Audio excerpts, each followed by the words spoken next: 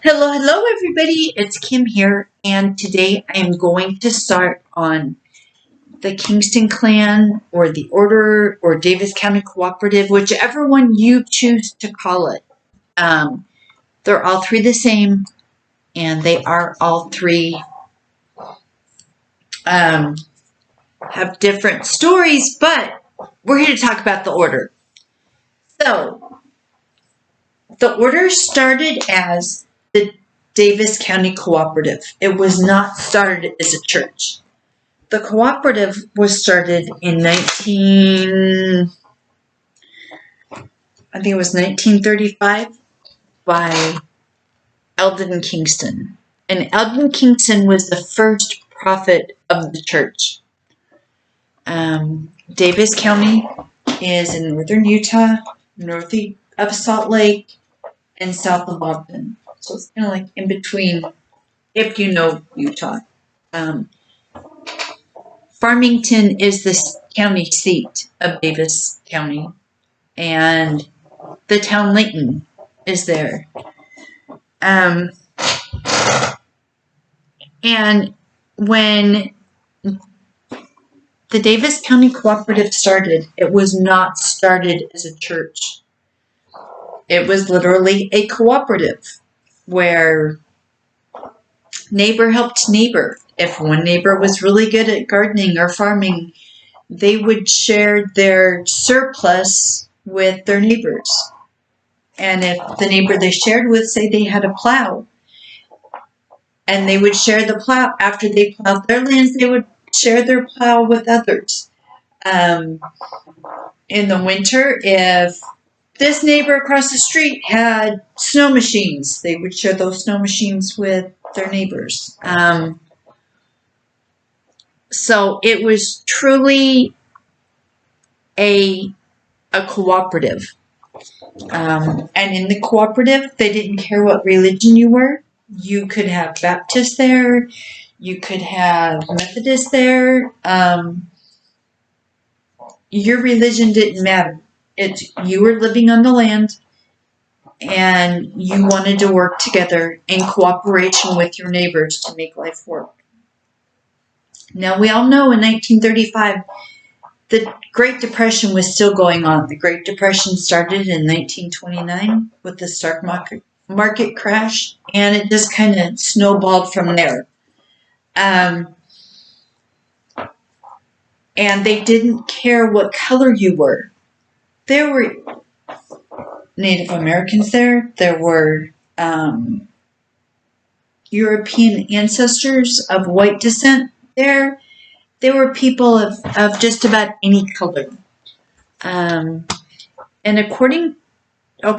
Charles Kingston was an elder brother of Eldon Kingston. So Eldon was born in 1909 and Charles was born in 1884.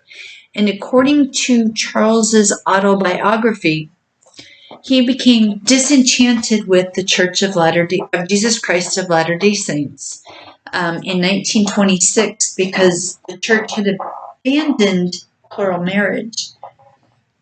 Kingston began preaching polygamy amongst his fellow LDS brethren, and he even distributed pamphlets and he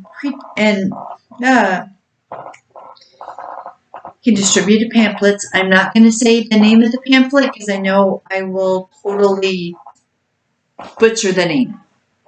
And as a result of his trying to convert his fellow brethren to polygamy, he was excommunicated from the LDS Church. In 1935, Charles's followers began to move to Bountiful, Utah, intending to live under a united order communal program as defined by Joseph Smith in the Doctrines and Covenants. And then on February 7th of 1941, the commuter... Excuse me. Let me take a little drink here. Maybe that'll help my tongue-tied. There. So the community founded by Alvin Kingston officially declared themselves the Davis County Cooperative Society. The cooperation produces goods and services that are used by all members and sold or traded to other cooperatives in the public. Alden's brother Ortel began to file for legal recognition of the church, later organized as the Latter-day Church of Christ. Now, the whole reason Ortel had filed for them to become a church was for tax breaks. And it didn't become a church until the 1970s. So he filed for it in the 40s. It took 30 years for them to become a church. So, and they did have all their members of the order who were truly following their way of life, not just the cooperative as far as, sharing with each other and selling and trading with their neighboring co-ops, but truly lived a polygamous LDS lifestyle. They became numbered. And if you watch any of Amanda Ray's videos, she did a great series on the numbered men of the order. She had been part of the order, or born and raised in the order, and she left when she was 18. She was also in I think it was TLC might have been Annie, that did the TV show Escaping Polygamy, and she was in that show. But Amanda's got some great information. I've also, I've watched videos, I've read newspaper articles where they've done interviews with former members of the order, and just look for different articles on the internet, anything I could find and read. So I probably have more in the order than I do any other group. Now, the order did eventually become a racist group. In fact, in the LA Times, I read an article where they did an interview with Jessica Kingston, who was raised in the order. And she was saying when she was like 12, her Sunday school teacher brought in a bucket of water to class. And she had the children kind of gather around, and she dropped one drop of a black dye or liquid into this bucket of water. And it just kind of like spread throughout the water. And the teacher's like, see, there's no way to get that blackness out of there now. This will never be clear, pure water again. The article also went on to say that the article went on to say that the order had a thing or two they could teach the KKK, which I thought was kind of funny, that they worded it that way. But they were teaching this in Sunday school. If children in the order who were white, there was no question they were white, but maybe they were a little darker skinned because they had some Italian descent in them. Their skin was a little bit darker, so, people didn't quite, treat them the same way. And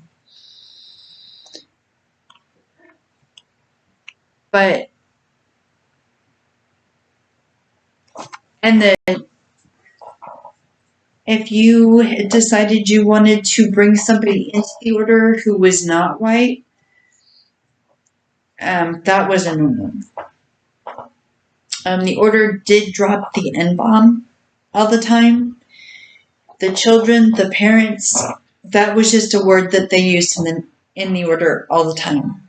And the reason for this was they believed that black people suffered from multiple scriptural curses from the mark of Cain and Noah's curse on Ham.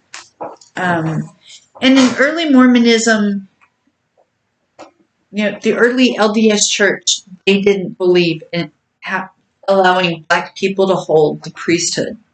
That was changed in the 1970s. I forget what year. Don't have that right off the top of my head. But they also taught that black blood was the worst thing you could have.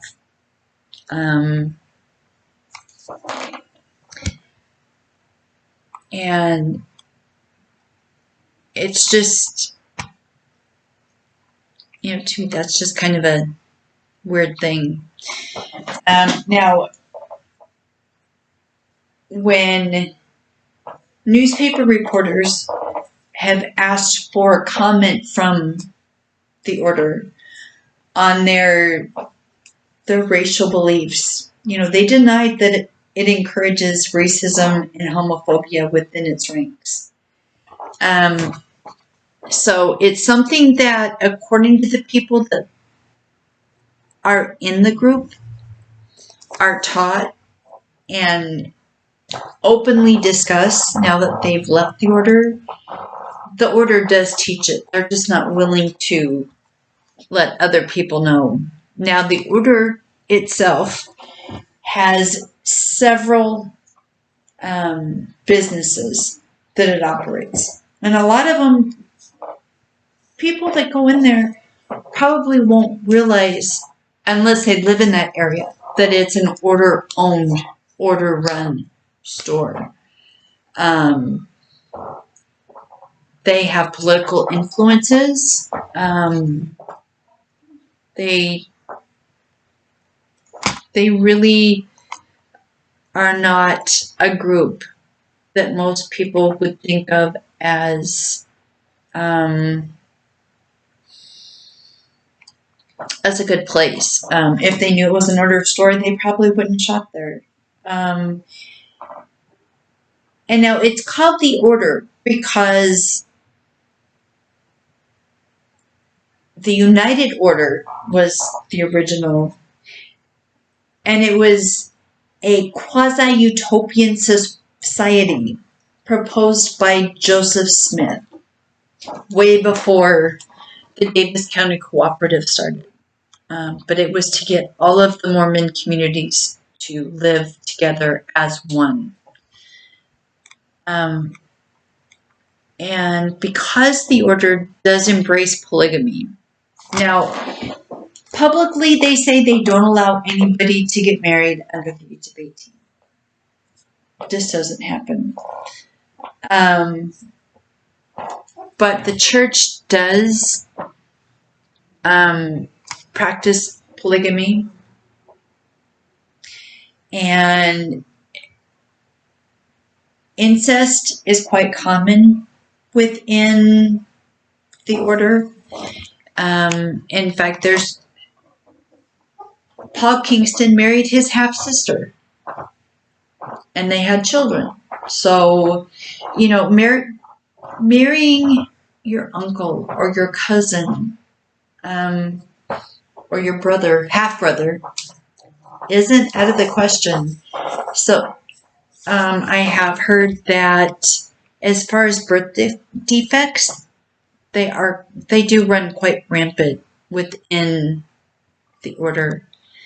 Now to go back to Eldon Kingston, he instituted the church law of one above the other, which requires members to have blind obedience to the church's hierarchy of numbered men.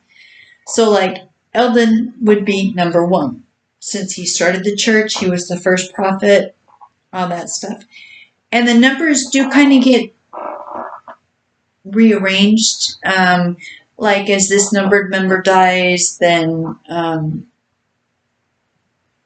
next person that comes in that moves, the members who are in the church, as one dies or leaves, everybody will kind of move down to that number. And I have seen that on headstones of numbered men. When their wives die, on the wives' headstones, it will say like 5.3, which means they were the third wife of number 5 in the order. And so if a man who has a higher number in the order demands you do something, you will listen to what that man says because he's above you. And now Eldon died in 1948, and upon his death, when Eldon died, Ortel took over, and then when Ortel died, Paul took over. So, and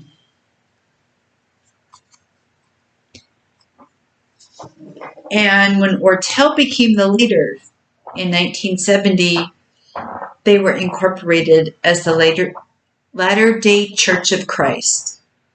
And Ortel did expand the business empire of the order. They are quite wealthy.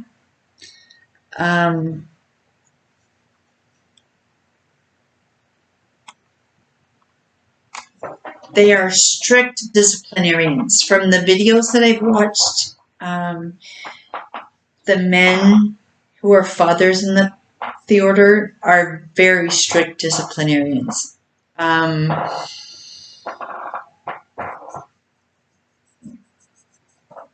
There are stories of young children being killed or almost killed from being disciplined so strictly. And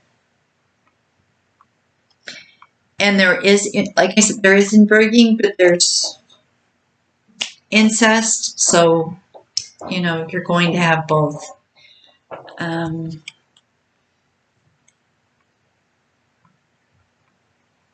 And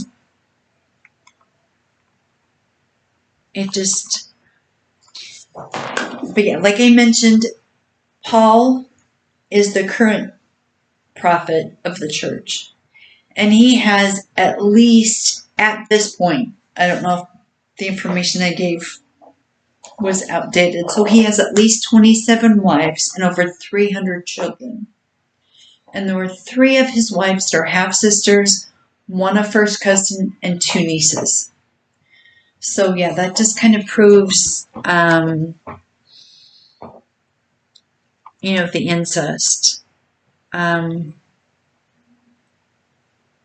in Utah, the state of Utah is against polygamy, and it's also against incest. But in Utah, incest is a 3rd-degree felony. Not a first, but a 3rd. He does have, there are members in the order who have married nieces or cousins who were under the age of 18, which even though the church will tell you, oh no, we don't marry girls that are under 18.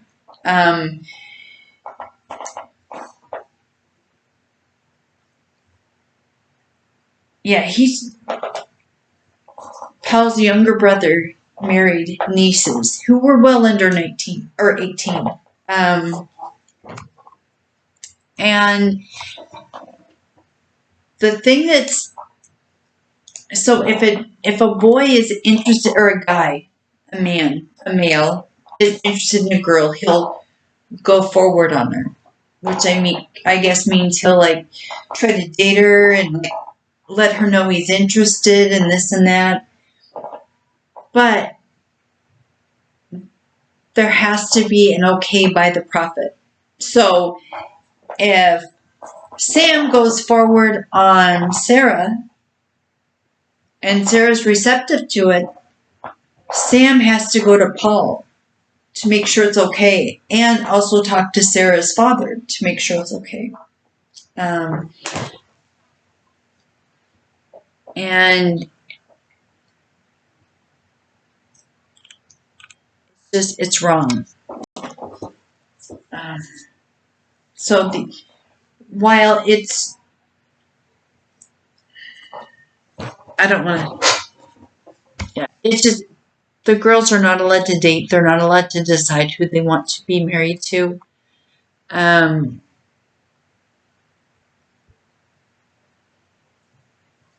It's just,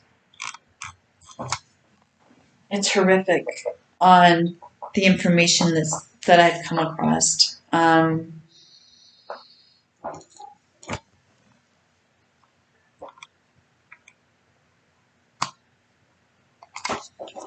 And with it being an offshoot of the LDS Church,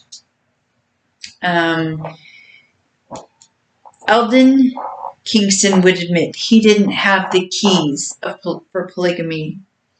But he would go out in the hills quite often and search for those keys. He was looking for the physical keys. And if you belong to the order, you're expected to use the order bank. Now, the bank will send you a statement kind of letting you know what's there. But for a member to try and withdraw money from the bank is extremely difficult. Extremely difficult. And from what I've heard, seen on like videos I've watched on YouTube, the Escape and Polygamy videos or episodes, there are wives that the husband does nothing to support the family, and the house could be falling apart, and the father wants no, sorry, you have to take care of it. Which is, it's awful. I mean, there's some families where the kids will go dumpster diving for food, which is a shame. It is so sad. That they dumpster dive for their food. Even though these mothers have applied for and received food stamps because the fathers aren't on the birth certificates. So not all I should say very few of the children actually know who their father is. I mean, they see their father, but they don't necessarily know until they're much older that that's who their father is. In fact, Amanda Ray and her brother Edsel, they have these T-shirts that say, "Who is Kyle Grant?" which is the name that's on their birth certificate, and they're looking for. They know that's not their father, but they're like, "Where's Kyle Grant?" Because he's supposedly their father, and they've never met him. So that's what I have on I should say I have more on the order, but for this video, that's what I have on the order. If you want to know more about Charles Kingston's excommunication from the LDS Church, let me know. If you want me to talk more about more on like how the children are raised, let me know in the comments, and I'll be happy to do a second video. Otherwise, tomorrow I will be moving on to taking a deeper dive into the Jehovah's Witness. But so have a great day. Check out Amanda Ray's channel. Check out Eskel's channel. Check out episodes of Escaping Polygamy. That'll give you a really good idea on the Davis County Cooperative Society or the Order or the Kingston Clan, or just Google it. That'll give you more information than you probably want, because I know I came across more than I wanted. But I wanted to share with you. We will see you later.